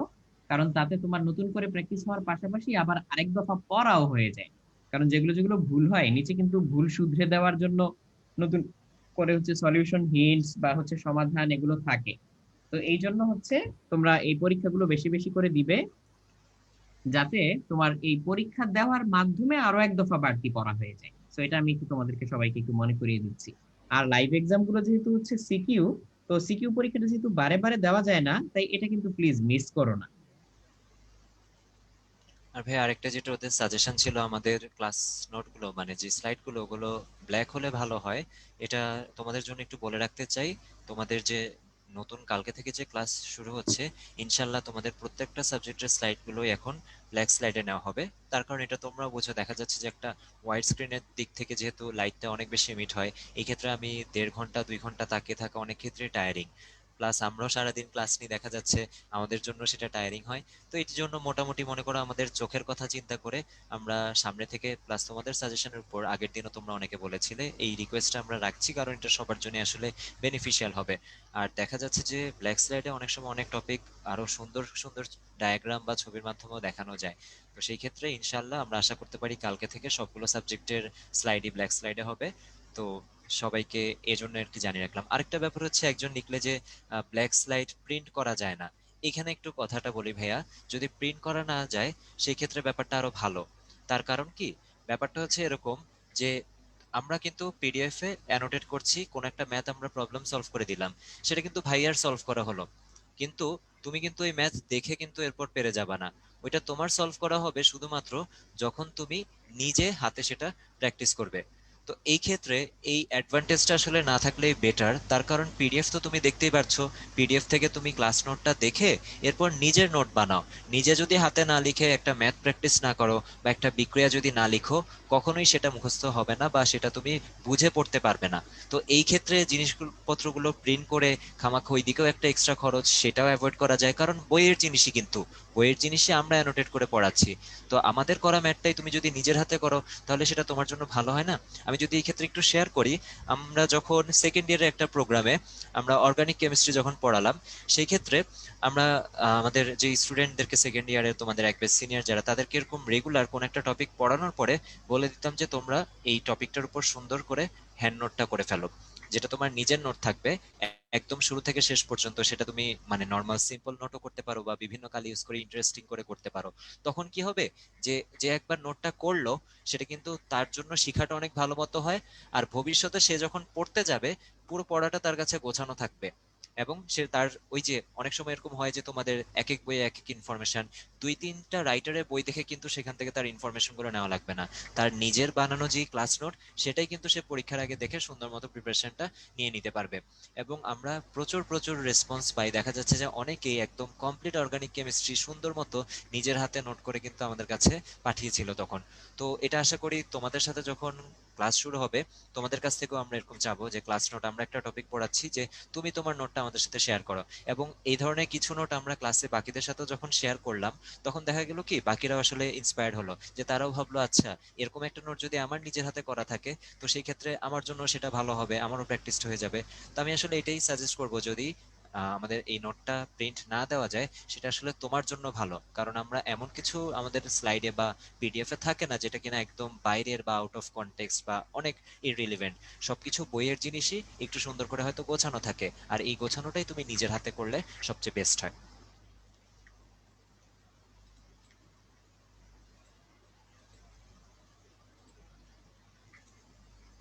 এই ব্যাপারটা তোমরা একটু আমাদেরকে চ্যাট বক্স কিংবা কিউএনএ বক্সে আমাদেরকে জানাতে পারো সাজেশন হিসেবে, যে এই কোর্সে আরো কি কি নতুন সার্ভিস যোগ করলে ভালো হয়।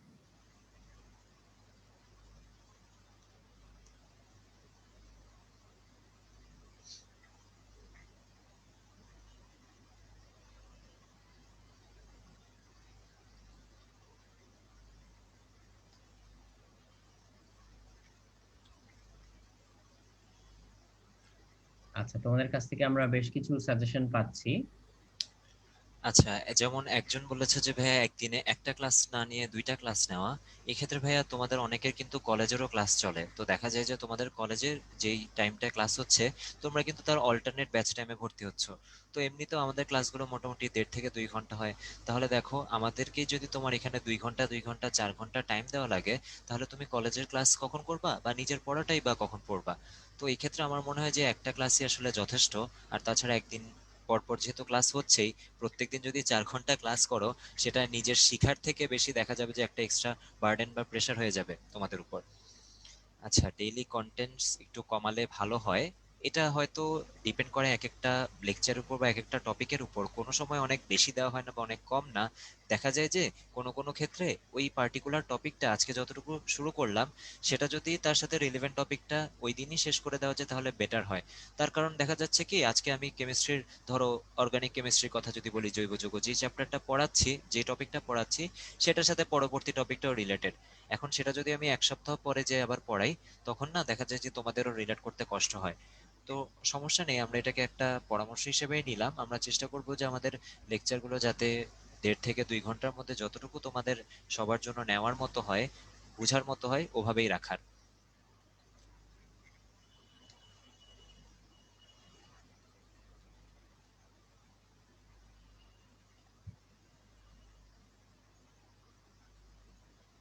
সো এই মুহূর্তে আমি একটু প্যানেলিস্ট ভাইয়াদেরকে জিজ্ঞেস করব যে ভাইয়াদের কাছে কোনো উল্লেখযোগ্য প্রশ্ন এসেছে কিনা যেগুলো আমরা দুজনে অ্যান্সার দিলে ভালো হয়।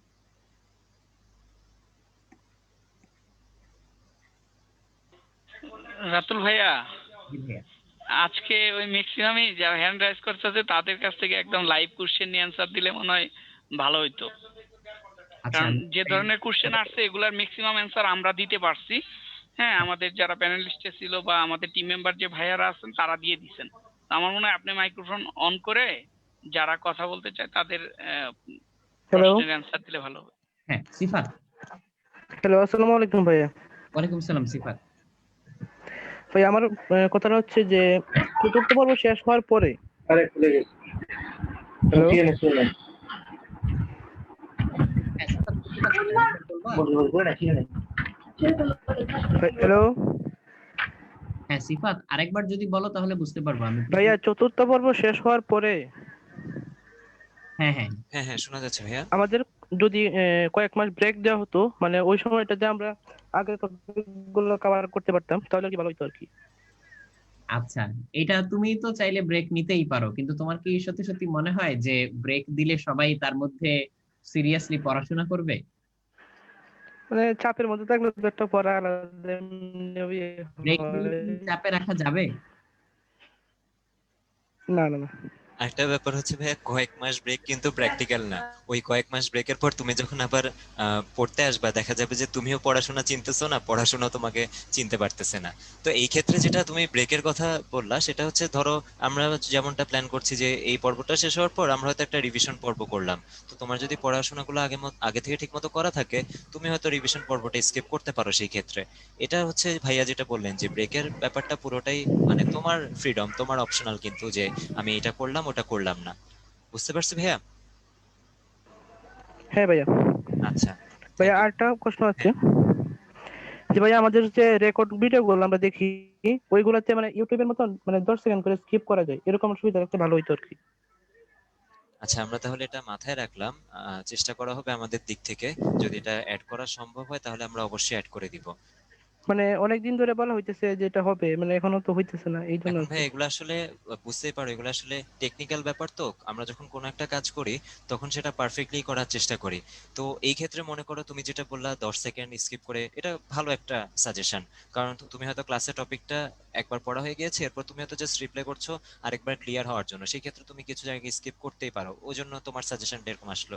কিন্তু একদম পারফেক্টলি না হওয়া পর্যন্ত সেই ফিচারটা আসলে অ্যাড করা ঠিক না। ধরো যদি এরকম কিছু হয়, 10 সেকেন্ড স্কিপ করার পর আমার ভিডিওটা আটকে গেল বা হঠাৎ করে আমার ভিডিওটা স্পিড স্লো হয়ে গেল, সো অবশ্যই আমরা চেষ্টা করব যে নির্ধারিত সময়ের মধ্যে এই প্রবলেমটা সলভ করার। আর একটা লাস্ট ইয়া ভাইয়া, হ্যাঁ হ্যাঁ, অবশ্যই। মানে প্রতিটা চ্যাপ্টার শেষ হওয়ার পরে মানে ওই চ্যাপ্টারের উপর একটা রিভিশন ক্লাস দেওয়ার জন্য আর কি।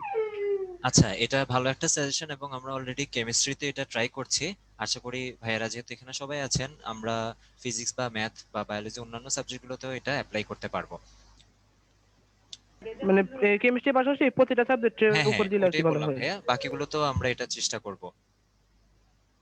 ওকে ভাইয়া, ধন্যবাদ ভাইয়া। আচ্ছা, তোমাকেও ধন্যবাদ, ভালো থাকো। আচ্ছা, আহনাফ কথা বলতে পারো, আহনাফের মাইক্রোফোনটা এনেবল করে দেওয়া।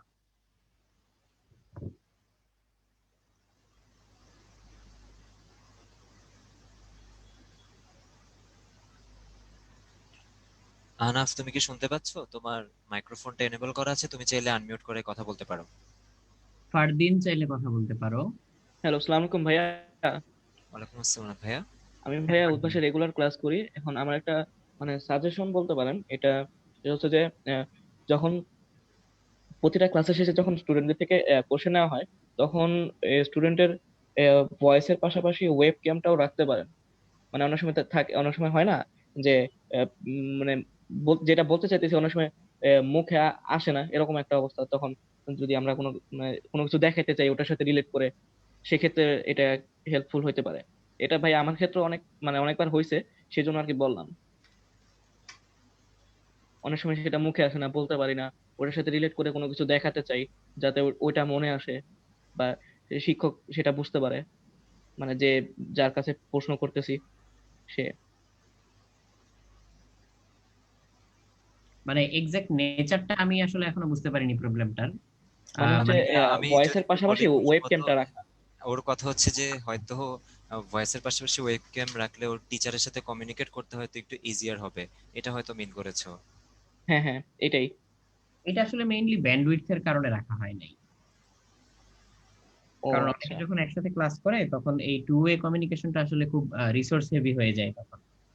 ও আর আচ্ছা দেখা ভাইয়া। যায় যে অনেক ক্ষেত্রে তোমাদের ভয়েসটাই কিন্তু, তুমি যেহেতু অনেকদিন ধরে ক্লাস করছো, এক্সপিরিয়েন্স করার কথা যে জি ভাই। আমাদের এই দিক থেকে একদম ঠিকঠাক শুনলেও তোমাদের দিক থেকে কেউ কোয়েশ্চেন করলো, দেখা যাচ্ছে তার কোয়েশ্চেন বুঝতেই আমাদের মোটামুটি 1-2 মিনিট চলে যাচ্ছে, হয়তো ভয়েস ল্যাগ হ্যাঁ, একটু করছে টাইম বা লাগে। এরকম কিছু। তো সেই ক্ষেত্রে যদি অনেক সময় ভিডিওটা কেটে এনেবল কেটে করা ভয়েস আসে। হয়, তখন কিন্তু ভাইয়া যেমন আরো বেশি। মানে এখনই হ্যাঁ, আপনার ভয়েস কেটে কেটে আসতেছে। এক্স্যাক্টলি, তখন ওই জিনিসটা কিন্তু আরো বেশি হবে। বুঝতে পেরেছো? হুম। জি ভাইয়া। আচ্ছা, আর কোনো পরামর্শ? না ভাই। আচ্ছা,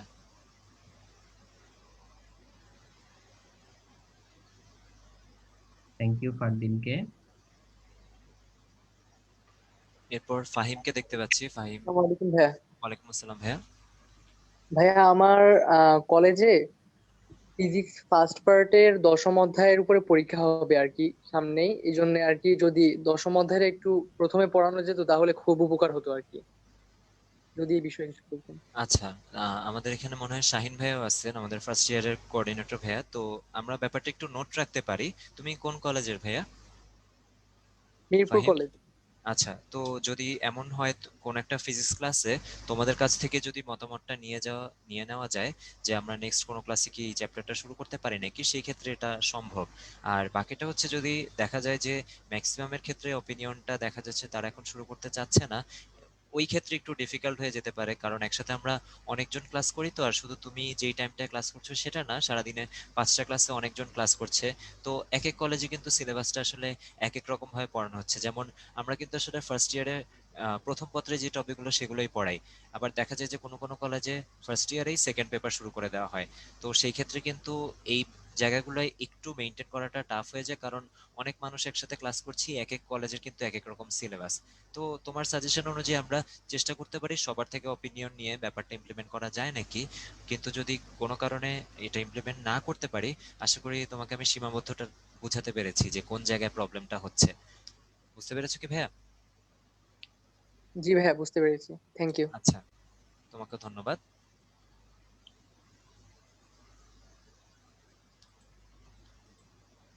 আচ্ছা, শেখ সামি, তুমি মাইক্রোফোন আনমিউট করে প্রশ্ন করতে পারো। আসসালামু আলাইকুম ভাইয়া, ভালো আছেন? হ্যাঁ, ওয়ালাইকুম আসসালাম ভাইয়া, ভালো আছি। তুমি ভালো আছো? জি ভাই, আলহামদুলিল্লাহ ভালো। ভাই আমার একটা সাজেশন ছিল যে আমাদের তো ক্লাস যতক্ষণ হয় তারপরে লাস্টে দিয়ে স্টুডেন্টদেরকে মাইক্রোফোন আনমিউট করে কোশ্চেন করার সুযোগ দেওয়া হয়। তখন দেখা গেছে অনেক ক্ষেত্রে আমিও যে সমস্যাটা ফেস করেছি যে হয়তো লাস্টে দিয়ে হ্যান্ড রেজ করা হয়েছে, বা অনেক সময় দেখা গেছে অনেক হ্যান্ড রেজ থাকার কারণে এবং সময়ও কম থাকার কারণে আর কি মানে সেই সুযোগটা পাই না। তো আমার সাজেশন হলো যে হ্যান্ড রেজ করে স্টুডেন্টদের যদি সুযোগটা দেওয়ার জন্য আরেকটু এক্সট্রা টাইম দেওয়া হয়, কারণ আমার প্রথমে ক্লাসে যে সমস্যাটা থাকে এখন আমি হ্যান্ড রেজ করতে না পারার কারণে দেখা গেছে সেই সমস্যাটা রয়ে গেছে, এবং সেটা আমি যদি পরবর্তী ক্লাসে আবার করতে যাই তখন আমার সেই সময়কার টপিকটার ক্ষেত্রে অসুবিধা হয়ে যায়। তো সেটাই আর কি আমার সাজেশন যে হ্যান্ড রেজ মানে স্টুডেন্টদের কোশ্চেন করার সুযোগটা যদি আরেকটু বাড়ানো হয় একটা নির্দিষ্ট টাইমের জন্য। আচ্ছা, এটা অনেক ক্ষেত্রেই হচ্ছে যে যিনি ক্লাস নিচ্ছেন উনি টপিকটা আসলে যেই 2 ঘন্টার টাইম সময় থাকে তার মধ্যে কিভাবে কভার করছেন সেটার উপরেও ডিপেন্ড করে। তার কারণ আমাদের কিন্তু ওই যে 2 ঘন্টার পর যে এক্সট্রা টাইমটা, সেটা কিন্তু আমাদের দিক থেকে কোনো আমরা মানে কার্পণ্য করি না যে না আমরা 2 ঘন্টাই পড়াবো। অনেক সময় আমাদের টপিক 2 ঘন্টা 10 মিনিট, 15 মিনিট, 20 মিনিট পর্যন্ত যায়। তো সেই ক্ষেত্রে অবশ্যই শিক্ষক যদি চান ওই এক্সট্রা টাইমটা দেওয়া সম্ভব। বাট ওই যে ওইটা না ওরকম পার্টিকুলার একটা ধরে বেঁধে সময় দেওয়াটা হয়তো এই ক্ষেত্রে সম্ভব হবে না। কিন্তু অবশ্যই চেষ্টা থাকবে যে রেসপন্স করার। আর আমি তোমাকে একটা সাজেশন দিতে পারি, একটা বুদ্ধি দিতে পারি। যেটা হচ্ছে যে অনেক সময় আমরা যখন কিউএনএ বক্সে থাকি বা ক্লাস নেই, খেয়াল করি যে কেউ কেউ আগে থেকে বলে রাখে ভাইয়া এই টপিকটা বুঝি নাই, আমাকে একটু ক্লাস শেষে মাইক্রোফোন অ্যাক্সেস দিয়েন। তো তখন কিন্তু মাথায় থেকে যায়, এবং আসলেই কিন্তু যারা হ্যান্ড রেজ করে তাদের মধ্যে থেকে প্রায়োরিটি তাকে দেওয়া হচ্ছে যে আগে থেকে একটু বলে রাখলো যে ভাই আমাকে একটু লাস্টে মাইক্রোফোন অ্যাক্সেসটা দিলে ভালো হয়। তো তুমি যদি আসলেই এরকম মনে হয়ে থাকে যে না আমার ভয়েসটা সবসময় পৌঁছাচ্ছে না, সবসময় আমি চান্সটা পাচ্ছি না, সেই ক্ষেত্রে তুমি আগে থেকে একটু কিউএনএ বক্সে বা চ্যাট বক্সে যদি বলে রাখো ভাইয়াদের, তাহলে হয়তো ব্যাপারটা তারা মাথায় রাখবেন। এটা একটা উপায় হতে পারে। আর আরেকটা যেটা হচ্ছে সব মিলে হয়তো বুঝতেই পারছো যে সময় আসলে যত বেশি দেই না কেন, ওই 10 জনও যদি হ্যান্ড রেজ করে একদিনে কিন্তু 10 জনের হ্যান্ড রেজ একসাথে নেওয়া সম্ভব না। তার কারণ একটা কোয়েশ্চেন করতে করতে কিন্তু এই যে তোমার সাথে আমার কথা বলতে বলতে কিন্তু দেখো 2-3 মিনিট অলরেডি হয়ে গেছে। তো এই ক্ষেত্রে 10 জন কোয়েশ্চেন করলে কিন্তু আধা ঘন্টার মতো একটা টাইম রাখা লাগবে। তো পাশাপাশি আমরা যেটা করতে পারি, আমাদের যে রিভিশন ক্লাস থাকবে চ্যাপ্টারের উপর, ওই রিভিশন ক্লাসটায় হয়তো আমরা রিভিশন ক্লাসটায় পড়ার পাশাপাশি এক্সট্রা কিছু টাইম রাখলাম তোমাদের প্রশ্ন নেওয়ার জন্য, সেটা একটা উপায় হতে পারে। যাই হোক, তোমার পরামর্শের জন্য ধন্যবাদ। চেষ্টা করা হবে যাতে আমরা ম্যাক্সিমাম আর ভাইয়া ওই যে আরেকটা কথা, যে আমাদের তো মানে যখন ক্লাসে করানো হয় তার নির্দিষ্ট অংশ থাকে যে আজকে এত থেকে এত মধ্যে পড়ানো হবে। তো হ্যাঁ, পরবর্তীতে যখন আসলে বই থেকে একটু মানে পড়তে যে অবশ্যই তো বাসায় আমাদেরকে নিজেও পড়তে হবে। তো আসলে মানে বইয়েটা আরো একটু মানে বিস্তৃত থাকে, যে মাঝে মাঝে দেখা যায় যে কিছু কিছু অংশ টপিক একটু মানে বাদ পড়ে যায়। তো এখন সেই ক্ষেত্রে যদি আরেকটু মানে দেখা হতো যে বিভিন্ন টপিকটাই মোটামুটি যেগুলো ইম্পর্টেন্ট কাভার করার, সেটা। মানে এই ক্ষেত্রে কি তুমি বলছো যে কোন একটা টপিক হয়তো বইয়ের ইম্পর্টেন্ট বা সে কিন্তু সেটা ক্লাসে দেখানো হয়নি বা স্কিপ করা হয়েছে, এরকম কিছু কি? না না, ইম্পর্টেন্ট সেটা না, মানে বলতেছি যে মানে কিছু কিছু অংশ দেখা গেছে বইয়ে অনেক বিস্তৃত ভাবে আছে, কিন্তু মানে সেভাবে ছোটভাবে আলোচনা করা হয়। আর একটু একটু যদি বিস্তৃত করে আলোচনা করা হতো সেটার কথা। আচ্ছা, এই ক্ষেত্রে ওই যে একটা ব্যাপার চলে আসে যে সিলেবাসের ভাগ করা আর রুটিনটা যেহেতু ভাগ করা থাকে, তো আমাদের এদিক থেকে যখন স্লাইড বা কন্টেন্ট গুলো বানানো হয় তখন কিন্তু এই যে 2 ঘন্টার হিসাব করে ওভাবেই বানানো হচ্ছে। এবং এটা আমি অ্যাটলিস্ট এতটুকু এনশিওর করতে পারি, যারা ক্লাস নিচ্ছে বা যারা তোমাদের এই লেকচারগুলো বানাচ্ছে প্রত্যেকে অনেক এক্সপেরিয়েন্সড, এই জন্য তাদের কিন্তু ভাই ওই আইডিয়াটা আছে যে তোমার কোন টপিকের পিছনে আসলে কতটুকু কথা বলতে হবে বা কতটুকু সময় দিতে হবে। এবং আমার মনে হয় এই ক্ষেত্রে সবার সাথে অবশ্যই সবসময় মানে মিলানোটা বা ওরকম স্যাটিসফ্যাক্টরি ভাবে জিনিসটা প্রেজেন্ট করা সম্ভব হয় না। কিন্তু অবশ্যই তোমার এটা একটা ভালো সাজেশন। চেষ্টা করা যেতে পারে যে যাতে অবশ্যই সবগুলো টপিকে গুরুত্ব দেওয়া যায়। কিন্তু এই যে বললাম, দিন শেষে পরীক্ষার জন্য যেটা সবচেয়ে বেশি ইম্পর্টেন্ট বা যেটা একটা স্টুডেন্ট নিজে দেখে বুঝে নিতে পারবে, ওই টপিকটা হয়তো একটু কম আলোচনা করে যেটা একটু ডিটেলসে আলোচনা দরকার সেগুলোকে প্রায়োরিটি দেওয়া হয়। আর আরেকটা ব্যাপার বলতে চাই যে একটু যেহেতু তুমি আশা করি অনেকদিন ধরে আমাদের সাথে ক্লাস করছো, একটু ভাইয়া ওই কনফিডেন্সটা রাখবা বা আমাদের প্রতি ওই বিশ্বাসটা রাখবা যে যারা ক্লাস নিচ্ছে একদম সবচেয়ে যে কোর টপিকগুলো তোমাদের পড়ানো দরকার সেগুলোকে কিন্তু ইম্পর্টেন্স দিয়ে পড়ানো হয়। আশা করি বুঝতে পেরেছি ভাইয়া। জি ভাই, আর লাস্ট কথা একটু ছিল যে ভাই, আর যদি ম্যাথটা যখন করা হয় ম্যাথটার মানে এক্সারসাইজ করানোর সংখ্যাটা যদি একটু বাড়ানো হয়, মানে একটু টপিকের মধ্যে যে আর একটু ম্যাথ, কারণ ম্যাথ তো আমাদের অনেক বেশি মানে দেখা গেছে যখন বিভিন্ন সূত্র তো ফর্মুলা পড়া এর আন্ডার অনেকগুলো থাকে। তো ম্যাথের সংখ্যাটা যদি একটু বাড়ানো হয় তাহলে আর কি উপকার হতো। তখন আমরা ম্যাথের আর একটু প্রকারভেদ সম্পর্কে আমরা আইডিয়া পেতাম। লাস্ট। আচ্ছা ভাইয়া, ঠিক আছে ভাইয়া। তো এই ক্ষেত্রে শাহিন ভাইয়া আছেন, ভাইয়া একটু এই ব্যাপারটা মাথায় রাখবেন, যাতে আমরা নোট রাখবেন পরবর্তী ক্লাসগুলোতে যাতে আমরা এটা ইমপ্লিমেন্ট করতে পারি। ভাই ঠিক আছে, থ্যাংক ইউ, ওইটাই। হ্যাঁ, আসসালামু ধন্যবাদ আলাইকুম। ভাইয়া। ওয়ালাইকুম আসসালাম।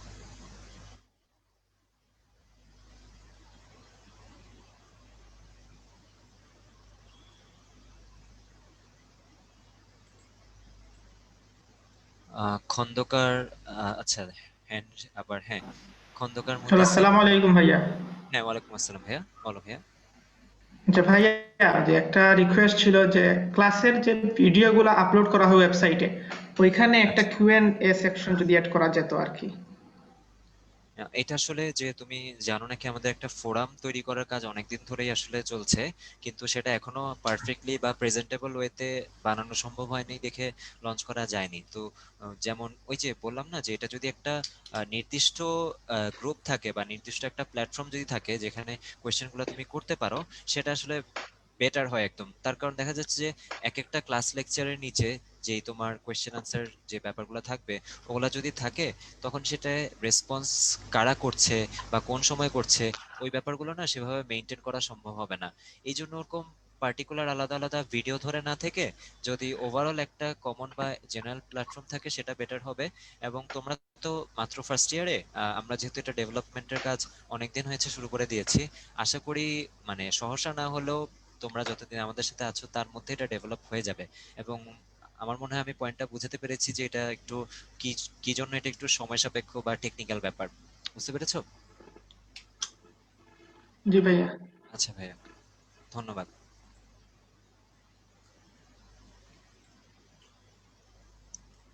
আব্দুল্লাহ আল মারুফ, তোমাকে অ্যাক্সেস দেওয়া হয়েছে, তুমি প্রশ্ন করতে পারো। আসসালামু আলাইকুম ভাইয়া। হ্যাঁ, ওয়ালাইকুম আসসালাম ভাইয়া। ভাইয়া, আমাদের ইয়ারটা কখন থেকে কাউন্ট করা হবে? জুন জুলাই থেকে না আমাদের অক্টোবর থেকে? কারণ আমরা তো ভর্তি হয়েছি অক্টোবর মাসে। আচ্ছা, এই ক্ষেত্রে ইয়ার কাউন্টের ব্যাপারটা যেটা বললা সেটা এক একটা কলেজের এক এক রকম ব্যাপার চলে আসতে পারে, কিন্তু অবশ্যই বোর্ড থেকে একটা ইন জেনারেল নির্দেশনা দেওয়া হবে। আর তোমাদের এইচএসসি পরীক্ষার কথা যদি বলি ভাইয়া, সেটা কিন্তু ধরেই নেওয়া যায় প্রতি বছর যেরকম এপ্রিল মাসে হয়, তোমাদের এইচএসসি পরীক্ষার সময় কিন্তু আমরা আশা করি সিচুয়েশন অনেক অনেক ভালো হয়ে যাবে। তখন এই ধরনের প্যান্ডেমিক সিচুয়েশন থাকবে না। সেই ক্ষেত্রে মনে হয় না যে এইচএসসি পরীক্ষার টাইমটা চেঞ্জ করা হবে। তো ফার্স্ট ইয়ার সেকেন্ড ইয়ার যেভাবে ধরা হোক না কেন, এইচএসসি কিন্তু এপ্রিল মাসে যেমনটা হয় তেমনটাই হওয়ার কথা।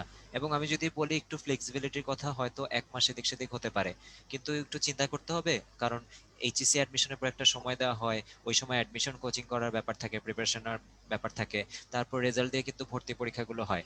তো এই ক্ষেত্রে এইচএসসি কিন্তু খুব একটা বেশি শিফট করার সুযোগ নেই। তো এইচএসসি পরীক্ষা যদি শিফট করার সুযোগ না থাকে, তখন কিন্তু তোমার ওই যে তুমি যেটা বললা যে জুন মাস বা অক্টোবর মাস, এই ব্যাপারটাও আসলে কনসিডার করার সুযোগটা খুবই কম। তার কারণ দেখা যাবে যে তোমাকে ওই নির্দিষ্ট টাইমের মধ্যে কিন্তু কলেজ সিলেবাস কভার করে দিবে, এবং সেই অনুযায়ী কিন্তু তোমার পরীক্ষাগুলো নিয়ে নেওয়া হবে। জি ভাইয়া, আচ্ছা। ধন্যবাদ। হ্যাঁ, তোমাকেও ধন্যবাদ। আচ্ছা, আর প্যানেলিস্ট ভাইয়ের আর কোনো উল্লেখযোগ্য প্রশ্ন কি আছে? না ভাইয়া, সব তো মোটামুটি উঠে আসছে। কালকে থেকেই স্টুডেন্টদের উদ্দেশ্যে বলতেছি, কালকে থেকে আমাদের ক্লাস শুরু হয়ে যাবে। তো যারা এখনো কোর্স অ্যাড করো নাই, তারা তো সবাই জানোই কিভাবে কোর্স অ্যাড করতে হয়। তো ইনশাল্লাহ কোর্স অ্যাড করে কালকে থেকে যথারীতি ক্লাস করার জন্য আর কি। আচ্ছা, সবাইকে অনেক অনেক ধন্যবাদ আমাদের সাথে এতক্ষণ ধরে এই ওরিয়েন্টেশন প্রোগ্রামে থাকার জন্য। আশা করি আমরা মোটামুটি এই ডিরেকশন বা গাইডলাইনের পাশাপাশি তোমাদের ভবিষ্যতে কাজে লাগবে এমন কিছু পরামর্শ আমরা শেয়ার করতে পেরেছি তোমাদের সাথে। আর ইনশাল্লাহ কালকে থেকে যে ক্লাস শুরু হয়ে যাবে, যদি ভর্তি না হয়ে থাকো, ভাইয়া যেমনটা বললেন ভর্তি হয়ে যাবে, আর ক্লাসগুলো একটু রেগুলার করার ট্রাই করবে, সুস্থ থাকার ট্রাই করবে। ইনশাল্লাহ আমাদের সাথেও হয়তো কোনো না কোনো ক্লাসে আবার দেখা হয়ে যাবে। তাহলে সবাই ভালো থাকো, সুস্থ থাকো। রাতুল ভাই একটু ওদের বিদায় দিয়ে দেন যদি। হ্যাঁ, আমার জাস্ট এইটুকুই বলার যে সময়টাকে যাতে আমরা যথাযথভাবে এফিশিয়েন্টলি কাজে লাগাই, যাতে পরবর্তীতে আমাদের এই নিয়ে কোনো আফসোস না থাকে যে অনেক সময় তো পেয়েছিলাম কিন্তু কাজে লাগাতে পারলাম না, এই কথাটা যাতে কারো মাথায় না আসে। আর সবার জন্য মন থেকে অবশ্যই অনেক দোয়া থাকবে।